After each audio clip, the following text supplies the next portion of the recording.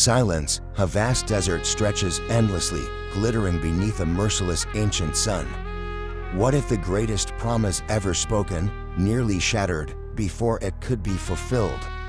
One woman's desperate choice, one man's silent surrender.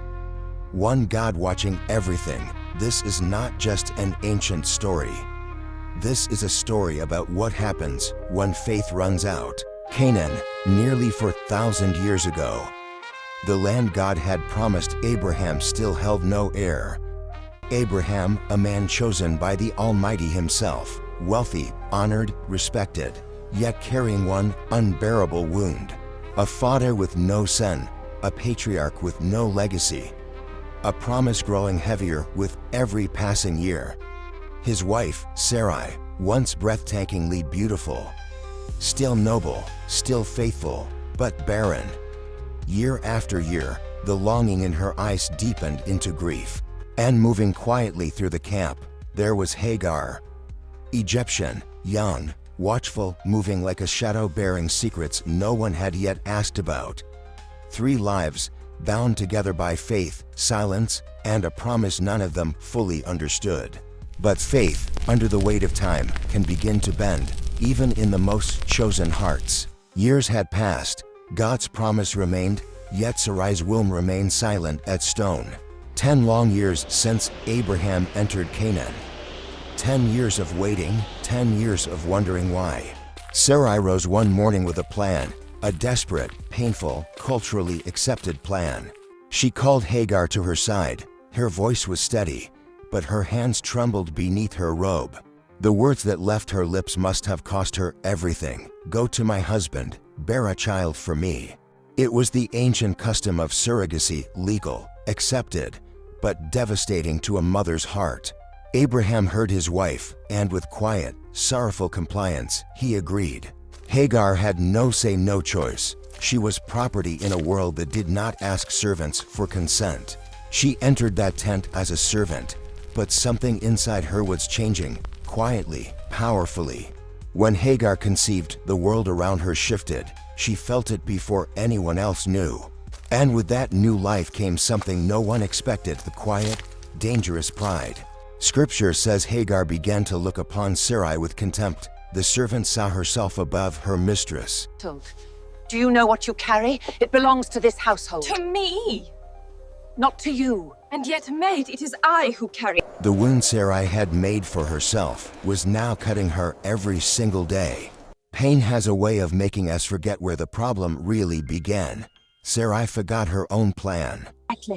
I trusted this plan, and now I feel dishonored in my own household. May the Lord judge between you and me. Abraham, a man of few words in this moment, gave Sarai full authority over Hagar once again. What followed was not gentle. Sarai dealt with Hagar harshly. The camp became a place of pain. One morning, Hagar was gone. She had fled into the desert, alone, pregnant, with nowhere to go. She walked toward Egypt, toward the only home she had ever known, hundreds of miles away. The desert is not kind to a woman alone. The sun punishes, the silence accuses, the fear multiplies. She had fled from pain, only to run straight into the wilderness' greater danger. Then a spring, a well of water in the middle of nowhere.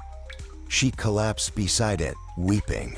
She was broken, alone, pregnant, rejected. She had nothing left, not even hope. She did not know that someone had been watching her the entire way. Someone always had been. And in that absolute silence, between one breath and the next, a voice broke the wilderness open. Hagar, servant of Sarai, the voice knew her name, and it called her by exactly who she was. Where have you come from? Where are you going? The angel of the Lord asked the questions she feared. I am running away from my mistress Sarai. There was no hiding from this presence. We're cheered. The word fell like both a command and a promise, and I will make this worthwhile. Then the promise came, a promise spoken not to a patriarch, but to a servant girl in a desert. I will greatly multiply your descendants, so many they cannot be counted. God saw her worth. You shall call your son Ishmael, because God has heard your affliction. Her pain had a name. And Hagar did something no one else in Scripture had done. She gave God a name. You are El-Wa, the God who sees me. She was the first to name God in all the Bible. The well was named Bir-Lahai-Roi, the well of the living one who sees me. It still echoes. She walked back, not because she had to, but because she had heard something worth returning for. She returned to Abraham's camp to surmise authority, to the life she had fled with new eyes. In time, she bore her son. Abraham named him Ishmael, meaning God hears, the child of the desert. Abraham was 86 years old. He held his son and wept, the first of the promised descendants. But the story was not finished. The deeper promise, the covenant child, was still to come.